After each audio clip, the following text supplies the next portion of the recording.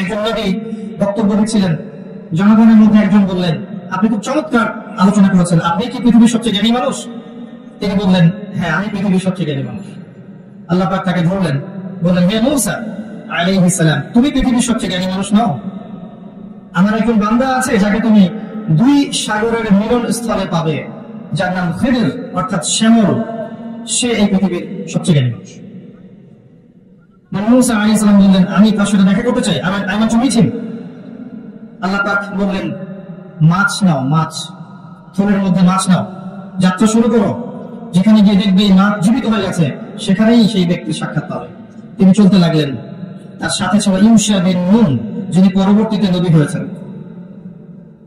এক পর্যায়ে তিনি রাস্তা ভুল করলেন এবং ক্লান্ত হয়ে পড়লেন। অনেকদিন বলেছি, জীবনে আপনার চলার পথ যদি ভুল হয়, আপনি দ্রুত ক্লান্ত হয়ে যাবেন।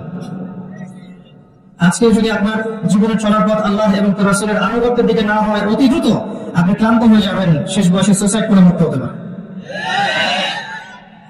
যদি আপনার জীবনে চলার পথ আল্লাহর পথে হয়, শেষ বয়সে আপনি হুঙ্কার ছাড়তে পারবেন ইনশাআল্লাহ। বাংলাদেশে এমন বরেণ্য অনেক ওলামায়ে কেরাম আছেন এবং চলে গেছেন, শেষ বয়সে গিয়েও দেখবেন দিনের জন্য কি মেহনত তৈরি করেছে, এবং কওমি ঘরানা থেকেই তারা বেশি ছিলেন, আমার অবজারভেশন, এটা আমার মত। ভালো খায়ের এবং কল্যাণ যেখানেই আছে, সেখানে আমাদেরকে যেতে হবে এবং তার পক্ষে আমাদেরকে থাকতে হবে। যদি এমন হয় যে আপনার সামনে দাঁড়িয়ে কেউ আপনাকে থাপ্পড় দিয়েছে, কিন্তু যে থাপ্পড় দিয়েছে তার মধ্যে এমন কিছু আছে যেটা উম্মার জন্য কল্যাণকর, তাহলে আপনার এই সৎ সাহস থাকা উচিত এটা বলার যে তার মধ্যে খায়ের আছে। এটাই হচ্ছে ওমর রাদিয়াল্লাহু আনহুর মতো মানুষদের সুন্নাহ, যারা মনের দিক থেকে খুব স্বচ্ছ হন, স্পষ্ট ভাষাবান। যাই হোক, মূসা আলাইহিস সালাম আবারও ফিরে আসলেন, তার সঠিক রাস্তায় ফিরে আসলেন। ওই ব্যক্তির সাক্ষাৎ পেলেন, দেখলেন তিনি একটা সাখরার উপর বসে আছেন, অর্থাৎ পাথরের উপর বসে আছেন। সে জামানার সবচেয়ে জ্ঞানী মানুষ যারা হবেন, তাদের চরিত্রটাও পাথরের মতো হতে হবে, সামান্য বাতাসে ঝরে যাবে না। এরপর তিনি তাকে সালাম দিলেন। খিদর আলাইহিস সালাম বললেন, এই জনমানব শূন্য জায়গায় সালাম কোত্থেকে আসলো? নবী মূসা আলাইহিস সালাম বললেন, আমি বানু ইসরাঈলের মূসা। তুমি কি বানু ইসরাঈলের মূসা? হ্যাঁ, আমি বানু ইসরাঈলের মূসা। এর অর্থ হচ্ছে খিদর আলাইহিস সালাম বানু ইসরাঈল ছিলেন না। আজকে স্টেট অফ ইসরায়েলকে আমরা বলতে চাই যে তোমরা পৃথিবীর সবচেয়ে জ্ঞানী মানুষ নও। তারা মনে করে যে they are the elite society of the world, তারা এই পুরো মহাবিশ্বে এলিট সোসাইটি, বাকি সব হচ্ছে ককরোচ বা তেলাপোকা। তারা এমনটাই মনে করে, তাদের ইগো আছে। কিন্তু আল্লাহ পাক কোরআনে বলছেন, সে খিদর আলাইহিস সালাম বানু ইসরাঈলের অন্তর্ভুক্ত ছিল না। বানু ইসরাঈল কি? তাদের নবী মূসা আলাইহিস সালামকে আল্লাহ পাক বলেছেন, তুমি পৃথিবীর সবচেয়ে জ্ঞানী মানুষ নও। খিদর আলাইহিস সালাম যখন তার পরিচয় ব্যক্ত করলেন, তখন মূসা আলাইহিস সালাম বললেন যে আমি কি আপনার সাথী হতে পারি? এই উদ্দেশ্যে যে আল্লাহ পাক আপনাকে যা শিখিয়েছেন সেখান থেকে আপনি আমাকে কিছু শেখাবেন। হাল আত্তাবিউক আলা আন তুআল্লিমানি মিম্মা উল্লিমতা রুশদা। সূরা কাহফ পড়ে দেখেন। ক্বালা, এরপরে খিদর আলাইহিস সালাম বলছেন, ইন্নাকা লান তাসতাতিআ মা'ইয়া সাবরা। হে মূসা, তুমি তো আমার সাথে ধৈর্য করতে পারবে না। কেমন টিচার? স্টুডেন্ট আসছে শিখতে, টিচার বলছে তুমি তো সবর করতে পারবে না। কি পরিমাণ প্রজ্ঞা থাকলে, কি পরিমাণ দূরদর্শিতা থাকলে একজন শিক্ষক বলতে পারেন তুমি তো ধৈর্য করতে পারবে না। আপনি একটা বাচ্চাকে, একটা না 100টা বাচ্চাকে পড়ান 1 বছর, ফাইনাল পরীক্ষার আগে আপনি বলতে পারবেন যে এই 5 জনের মধ্যে ভালো করবে এই কয়জন, এই 10 জন ভালো করবে না। এটা আপনি বলতে পারবেন না। কিভাবে? আপনি গায়ে জানেন না, কিভাবে? প্রজ্ঞা, আপনার বাসিরা, আল্লাহর নূর দিয়ে দেখছেন আপনি, এবং এটা আপনার অভিজ্ঞতা। ওই যে মালায়েকা কি বলেছিল, আতাজআলু ফিহা মান ইফসিদু ফিহা ওয়া ইয়াসফিকু দিমা। আল্লাহ, আপনি এমন কাউকে সৃষ্টি করতে যাচ্ছেন পৃথিবীতে যে পৃথিবী থেকে 2টা কাজ করবে, অনলি 2টা, রক্তপাত ঘটাবে, ফাসাদ সৃষ্টি করবে। তাকায় দেখেন বিশ্বের দিকে, মানুষ প্রত্যেকটা সেকশনে ফাসাদ সৃষ্টি করেছে এবং একে অপরের রক্তপাত ঘটিয়েছে।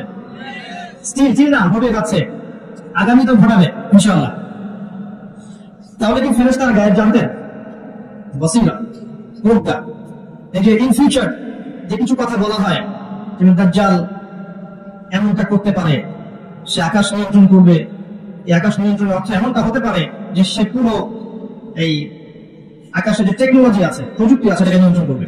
তার হাতে দুটি পাহাড় থাকবে, এর অর্থ এমনও হতে পারে যে সে পুরো বিশ্বের ইকোনমিক সেকশনটা নিয়ন্ত্রণ করে ফেলবে। তার ফলোয়ারদেরকে সে জান্নাত দিবে, আর তাকে যারা ফলো করবে না ওদেরকে জাহান্নামে ঢোকাবে। এটা তো মানে সত্যিকার অর্থের জান্নাত জাহান্নাম নয়। মানে এক হাতে জান্নাত নিয়ে ঘোরা কি সম্ভব? এক হাতে কি জাহান্নাম নিয়ে ঘোরা সম্ভব? এটা হচ্ছে নিঃসন্দেহে দুনিয়ার প্রোগ্রেস। আল্লাহু আ'লাম বিসসাওয়াব। এবং সে এমন গাধার পিছনে সে সফর করবে যে গাধার লম্বা কান থাকবে, যার নিচে হাজার হাজার শত শত মানুষ আশ্রয় নিতে পারবে। হতে পারে যে এয়ারক্রাফট, অত্যাধুনিক প্রযুক্তি, এই যে বিষয়গুলো, এগুলো কি গায়েব জানার পর মানুষ বলছে? এটা ইলম বা প্রজ্ঞা বা বাসীরা অথবা আল্লাহর নূর। 10 বছর আগ থেকে বলা হয়েছে, আমি নিজে উচ্চারণ করেছি মিনিমাম 5 বছর আগে, যে ওয়ার্ল্ড এমন একটা সময়ের দিকে যাবে ইনশাআল্লাহ যখন পেপার মানি বলে কিছু থাকবে না, সবকিছু হবে ক্যাশলেস সোসাইটি। ক্যাশলেস সোসাইটি, কাগজের টাকাহীন একটা সভ্যতা, একটা সমাজ। আপনি ডিজিট পার করবেন, জাস্ট ডিজিট শো করবেন, সংখ্যা শো করবেন, এবং এমন একটা মুদ্রা তারা আপনাকে ধরিয়ে দিবে যেটা আপনি হাত দিয়ে ছুঁইতে পারবেন না, পকেটেও রাখতে পারবেন না। এই যে বিষয়গুলো, এগুলো কি ভবিষ্যৎবাণী না বর্তমান? বর্তমান সম্পর্কে যারা ওয়াকিফাল নয়, বর্তমান সম্পর্কে যারা ঘুমন্ত, তাদের কাছে কথাগুলো ভবিষ্যৎবাণী মনে হতে পারে, কিন্তু বিষয়গুলো ভবিষ্যৎবাণী নয়। আস্তে আস্তে ওয়ার্ল্ড সেদিকে চলে আসছে। খিদর আলাইহিস সালাম বলছেন, ইন্নাকা লান তাসতাতিআ মা'ইয়া সাবরা, তুমি আমার সাথে ধৈর্য ধরতে পারবে না। এটা কি ভবিষ্যৎবাণী? তার বাসীরা গল্পের শেষে গিয়ে দেখেন মুসা আলাইহিস সালাম এক্স্যাক্টলি তাই করেছেন, তিনি ধৈর্য ধরতে পারেননি। প্রথমবার এই নৌকাটা কেন ফোটা করলেন, দ্বিতীয়বার এই বাচ্চাকে কেন হত্যা করলেন, তৃতীয়বার এই দেয়ালটা কেন নির্মাণ করলেন বিনা পারিশ্রমিকে? আমার কথা বলতে পারছেন? সেটা কাজ করেছেন তো একবার, আলহামদুলিল্লাহ। তো মুসা আলাইহিস সালাম প্রশ্ন করেই যাচ্ছেন, খিদর আলাইহিস সালাম 3 নাম্বার প্রশ্নের পরে বললেন, হাদা ফিরাকু বাইনি ওয়া বাইনি, তোমার আর আমার এখানেই পার্থক্য, এখানেই বিচ্ছেদ, তোমার সাথে পথ চলা আমার আর হলো না। আল্লাহ নবী সাল্লাল্লাহু আলাইহি ওয়াসাল্লাম বলেছিলেন, যদি সেদিন মুসা আলাইহিস সালাম এত বেশি কষ্ট না করতেন তাহলে হয়তো আরো অনেক জ্ঞান জানা যেত। সুবহানাল্লাহ। এরপর তিনি উত্তর দিলেন, আমি এমনি এমনি নৌকা ফুটা করি নাই। নৌকা যদি ফুটা না করতাম তাহলে এই ত্রুটি মুক্ত নৌকাটাকে জলদস্যুরা নিয়ে চলে যেত। যদি বাচ্চাকে হত্যা না করতাম, এই বাচ্চা বড় হয়ে বড় কাফের হতো এবং নিজে কুফরি করতো, ওর পিতা মাতাকেও কাফের বানাতো। আমাদের এখনকার এই যে এথিস্ট প্রজন্মের মতো, এখনকার নাস্তিক জেনারেশনের মতো, নিজেও কাফের হচ্ছে আর জনগণকেও কাফের বানাচ্ছে। এদেরকে যদি খিদর আলাইহিস সালাম পেতেন, বাল্য বয়সে হত্যা করতেন। সিম্পল। কারণ তিনি হত্যা করেছেন এমন একজন বালককে যে বড় হয়ে কাফের হতো, আল্লাহ তাকে জানিয়েছিলেন, এবং নিজে তো হতই, অন্য মানুষদেরকে করতো, পিতা মাতাকে করতো।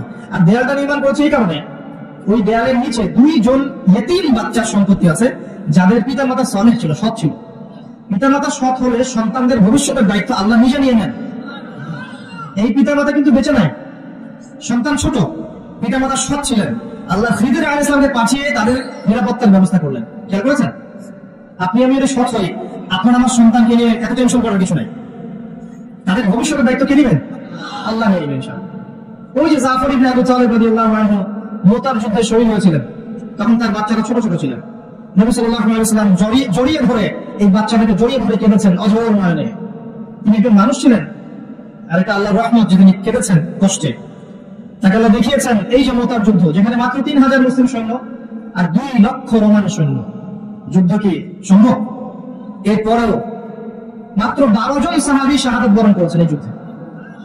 3000 এর মধ্যে মাত্র 12 জন, তার মধ্যে 3 জন সেনাপতি, একজন যায়েদ ইবনে হারেসা, নাম মুখস্থ রাখবেন। 2 নম্বর আব্দুল্লাহ ইবনে রাওয়াহা রাদিয়াল্লাহু আনহু, 3 নম্বর জাফর ইবনে আবি তালিব রাদিয়াল্লাহু আনহু আজমাইন। একজন শহীদ হচ্ছেন, আল্লাহর রাসূলকে দেখানো হচ্ছে, তিনি বলছেন এই মাত্র যায়েদ শহীদ হলো, এই মাত্র আব্দুল্লাহ ইবনে রাওয়াহা শহীদ হলো, এই মাত্র জাফর শহীদ হলো। এখন পর্যন্ত নবী সাল্লাল্লাহু আলাইহি ওয়াসাল্লামকে যদি আমরা সালাম জানাই, দরুদ পড়ি, আল্লাহর ফেরেশতারা এই দরুদগুলো কালেক্ট করে নবী পর্যন্ত পৌঁছে দেন। তো জাফর রাদিয়াল্লাহু আনহু শাহাদাতের সময় নবী সাল্লাল্লাহু আলাইহি ওয়াসাল্লাম খুব কষ্ট পেয়েছেন, মরক্ষণ হয়েছেন। কিছুক্ষণ পরে আবার মুচকি হেসেছেন। তখন সাহাবীরা জিজ্ঞাসা করেছেন যে আপনি হাসছেন কেন ইয়া রাসূলুল্লাহ সাল্লাল্লাহু আলাইহি ওয়াসাল্লাম? নবীজি বলছেন সাল্লাল্লাহু আলাইহি ওয়াসাল্লাম, আমি এইমাত্র দেখলাম জাফর আমাকে সালাম দিয়ে গেছে, এইমাত্র দেখলাম যে তাকে তার 2 কাটা হাতের বিনিময়ে আল্লাহ পাক 2টা জান্নাতের পাখা দিয়েছে, এবং এটা দিয়ে সে জান্নাতে ঘুরে বেড়াচ্ছে এবং ফল খাচ্ছে। তার বাচ্চাদেরকে নবী সাল্লাল্লাহু আলাইহি সাল্লাম আদর করেছেন, কেঁদেছেন। ওই বাচ্চা বড় হয়ে পরবর্তীতে তার বাবা যে পথের পথিক ছিল, তারাও সেই পথের পথিক হয়েছেন। তাদের বাচ্চার ভবিষ্যৎ নিয়ে টেনশন করতে পারছে হয়নি। পিতামাতা সৎ হলে বাচ্চা কাচ্চার ভবিষ্যতে টেনশন করতে হয় না। একটা কথা বলতে চাই, এই 3 জন সাহাবী শাহাদাত বরণ করার পরে আল্লাহ রাব্বুল আলামিনের একজন তরোয়াল সাইফ, তিনি পতাকা হাতে নিয়েছেন এবং তার হাতে আল্লাহ পাক এই যুদ্ধে মুসলিমদের বিজয় দান করেছেন। তার নাম কি বলতে পারবেন? শুকরান।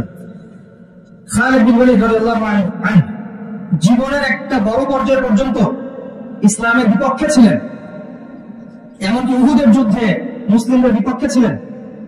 তার একার সূর্যবীর্যে উহুদের দিন মুসলিমদের মধ্যে অনেক সাহাবী শহীদ হয়ে গেছেন এবং প্রায় 70 জন, এবং মুসলিমদেরকে একটা বিপর্যয়ের সম্মুখীন হতে হচ্ছে একজনের কীর্তির কারণে, খালিদ বিন ওয়ালিদ রাদিয়াল্লাহু আনহু। শুনেন, উমর রাদিয়াল্লাহু আনহু অস্ত্র হাতে বের হয়েছেন নবী সাল্লাল্লাহু আলাইহি ওয়াসাল্লামকে হত্যা করার জন্য। সেই উমর রাদিয়াল্লাহু আনহুকে আল্লাহ পাক ইসলামের দ্বিতীয় খলিফা বানিয়েছেন। সেই খালিদ বিন ওয়ালিদ রাদিয়াল্লাহু আনহুকে আল্লাহ পাক মুতার যুদ্ধে এমন সূর্যবীর্য দিয়েছিলেন যে তিনি বলছেন, আমার হাতে ওই দিন 9টা তরোয়াল ভেঙেছে। কয়টা? 9টা তরোয়াল আমার হাতেই ভেঙেছে। তারা চিন্তা করেন কতজন কাফেরকে সে জাহান্নামে পাঠিয়েছে। আমি একটা বিষয় বলার জন্য কথাটা বললাম, এখন যারা ইসলামের বিপক্ষে আছে প্রত্যেকটা সেকশনে উপর থেকে নিচ পর্যন্ত কাউকে আন্ডারস্টিমেট করবেন না। সবার কাছে ইসলামের দাওয়াত পৌঁছাতে হবে। এমন হতে পারে এখন যারা ইসলামের স্পষ্ট বিরোধিতা করছে, এই মানুষগুলোর মধ্য থেকেও আল্লাহ পাক উমর এবং খালিদ বের করতে পারে। ইসলাম সাম্প্রদায়িক ভাবে দাওয়াত দিবেন, আমভাবে সবার কাছে ইসলামের দাওয়াত পৌঁছে দেওয়ার চেষ্টা করতে হবে। আল্লাহ পাক তৌফিক দান করুন। খিদির আলাইহিস সালাম 3টা কাজের কারণ ব্যাখ্যা করলেন। এখান থেকে আপনার দৃষ্টিভঙ্গিটা হচ্ছে এমন, নবী মুসা আলাইহিস সালাম বাহ্যিক চোখ দিয়ে দেখেছেন, আর খিদির আলাইহিস সালামের কাছে আল্লাহর নূর, প্রজ্ঞা এবং বাসীর আছে। কথা কি বুঝতে পারছেন? নবী মুসা আলাইহিস সালামের কাছে বাহ্যিক চোখে আপাত দৃষ্টিতে মনে হয়েছে এটা খারাপ, এটা ঠিক নয়, এটা অনুচিত, কিন্তু খিদির আলাইহিস সালাম দূর পর্যন্ত দেখতে পাচ্ছিলেন এবং তিনি প্রত্যেকটা বিষয়ের গ্রহণযোগ্য কারণ ব্যাখ্যা করেছেন। দৃষ্টিভঙ্গি হচ্ছে আপনার এমন, এই জামানায় যদি আপনি ফিতনা থেকে বাঁচতে চান, আপনি যদি ফিতনাময় পরিবেশে সমস্যাগুলো ফাইন্ড আউট করতে চান, করণীয় ফিক্স করতে চান, বাহ্যিক চোখ দিয়ে সবকিছু দেখলে হবে না। খিদির আলাইহিস সালামের মতো হৃদয়ের চোখ উন্মুক্ত করতে হবে, হৃদয়ের কান উন্মুক্ত করতে হবে এবং কলব দিয়ে উপলব্ধি করার চেষ্টা করতে হবে। আল্লাহ পাক তৌফিক দান করুন। সূরা কাহফ এই দৃষ্টিভঙ্গি নিয়ে পড়ার চেষ্টা করবেন। ইসলাম, বর্তমান বিশ্ব, বর্তমান অর্থনীতি, বর্তমান রাজনীতি, বর্তমান পরিস্থিতি, ফিতনা ফাসাদ, সবগুলোকেই শুধু বাহ্যিক চোখ দিয়ে দেখলে আপনি ভুল করবেন। বাহ্যিক চোখ দিয়ে দেখা শিখিয়েছে পশ্চিমা সভ্যতা, তারা মানব জাতিকে শিখিয়েছে যে জ্ঞান সেটাই যেটা পরীক্ষা নিরীক্ষা পর্যবেক্ষণের মাধ্যমে লাভ করা যায়, এর বাইরে জ্ঞানের কোনো অস্তিত্ব নেই। কাদের সুন্নাহ? সূরা বাকারাতেই আছে, ওয়াইজ কুলতুম ইয়া মূসা, যখন তোমরা বলেছিলে হে মূসা, লান নুমিনা লাক হাত্তা নারাল্লাহা জাহরা, ততক্ষণ পর্যন্ত আমরা তোমার প্রতি ঈমান আনবো না যতক্ষণ আল্লাহকে চাক্ষুষ দেখছি আমরা। এই যে চাক্ষুষ দেখার দর্শন থেকে আসছে, ওদের থেকেই আসছে। এখনো পৃথিবীতে ওরাই এই দর্শন দিয়ে যাচ্ছে, আর দর্শন সম্পর্কে আমার চেয়ে তারা ভালো জানে না, আমি তাই মনে করি। এই সাবজেক্টে আমি নিজে পড়াশোনা করেছি। তাদের দর্শন আমি আপনাকে খুব সুন্দর করে ব্যাখ্যা করতে পারবো ইনশাআল্লাহ। তাদের দর্শন এটা, তারা পুরো বিশ্বকে শিখিয়েছে, বুঝিয়েছে চাক্ষুষ যা দেখবেন সেটাই সত্য। যেমন আপনি চাক্ষুষ দেখছেন যে মানুষ মঙ্গল গ্রহে যাচ্ছে, পানির সন্ধান করছে, অতএব আপনি বিশ্বাস করে নেন যে পৃথিবী চিকুক আর না চিকুক আমরা ভবিষ্যতে মঙ্গলে যাচ্ছি ইনশাআল্লাহ। এবং বিভিন্ন গ্রহে তারা প্রাণের সন্ধান করছে এবং আমাদেরকে বোঝাচ্ছে এলিয়েন আছে বিভিন্ন গ্রহে। এলিয়েনে তারা বিশ্বাস করবে, কিন্তু মালায়েকা আল্লাহর ফেরেশতায় তারা বিশ্বাস করবে না। কারণ কি? আল্লাহর ফেরেশতা চোখে দেখা যায় না। আর কিছু কিছু প্রাণীকে ওরা এলিয়েনের শেপ দিয়েছে, এটা চোখে দেখা যায় শুনলাম, জানি না ঘটনা সত্য না মিথ্যা। আর আমি মনে করি এই যে তারা যতগুলো কথা বলে তার 90% কথাই মিথ্যা বলে। ঠিক ওই রকম যে আয়াতুল কুরসি পড়ে ঘুমাতে হয়, আয়াতুল কুরসি পড়ে ঘুমাতে হয়, তাহলে একজন মালাক এসে আপনাকে পাহারা দিবেন, হেফাজত করবেন, এই হাদিসটাকে বর্ণনা করেছে। বলেন ইবলিস, হ্যাঁ, নবী করিম সাল্লাল্লাহু আলাইহি ওয়াসাল্লাম বলেছেন সে যা বলে সে সব কথা মিথ্যাই বলে, কিন্তু এই কথাটা সে সত্য বলছে। তো তাদের ব্যাপারে আমার দৃষ্টিভঙ্গি এরকম। তো চাক্ষুষ যা দেখবে তাই বিশ্বাস করবে। এই কারণে সারা বিশ্বে এমন একটা দর্শন সৃষ্টি করেছে যে মুসলিমদের মধ্যে এখন ব্রেইন ওয়াশিং ফিলোসফি চলছে। মুসলিমরাও চাক্ষুষ না দেখলে কিছু বিশ্বাস করতে চায় না। স্পেশালি এই জেনারেশনকে, এই ইয়াং জেনারেশন যারা আছে, এদেরকে বোঝানো একটা বিষয় খুব কঠিন, কারণ তারা চাক্ষুষ দেখতে চায়, প্রমাণ চায়, এভিডেন্স চায়। যেমন শিখিয়ে দিয়েছে এই মহাবিশ্ব সৃষ্টি হয়েছে বিগ ব্যাং থেকে, তাই না? মহাবিস্ফোরণ থেকে। এর বাইরে তারা কিছু বিশ্বাস করবে না। কিন্তু আমরা যখন কোরআন থেকে দলিল দিচ্ছি, আল্লাহ পাক সূরা আম্বিয়া এর 30 নম্বর আয়াতে বলেছেন, আওয়ালাম ইয়ারাল্লাযীনা কাফারু আন্না সামাওয়াতি ওয়াল আরদা কানাতা রাতকান ফাফাতাকনাহুমা। কাফেররা কি লক্ষ্য করে দেখে না যে আসমান সমূহ এবং জমিন একটা বিন্দুর মধ্যে ছিল, একসাথে ছিল, একত্রিত ছিল। ফাফাতাকনাহুমা, এরপর আমরা এটাকে পৃথক করে দিয়েছি। আমি আল্লাহ এটাকে পৃথক করে দিয়েছি। এই যে বিগ ব্যাং এর দলিল সূরা আম্বিয়া পাওয়া গেল। এভাবে দিয়ে ইয়াং জেনারেশন বিশ্বাস করছে। যদি নাসা বলে যে পৃথিবী থেকে লক্ষ কোটি আলোকবর্ষ দূরে একটা গ্রহের সন্ধান পাওয়া গেছে, হীরা দিয়ে তৈরি, জহরত দিয়ে তৈরি, সোনা দিয়ে তৈরি, রূপা দিয়ে তৈরি, ওখানে হুর পড়ি আছে, ইত্যাদি ইত্যাদি, আগামী দিন এই বিশ্ব ঢালাও ভাবে প্রচার করবে, হ্যাঁ এটা ঘটনা সত্য।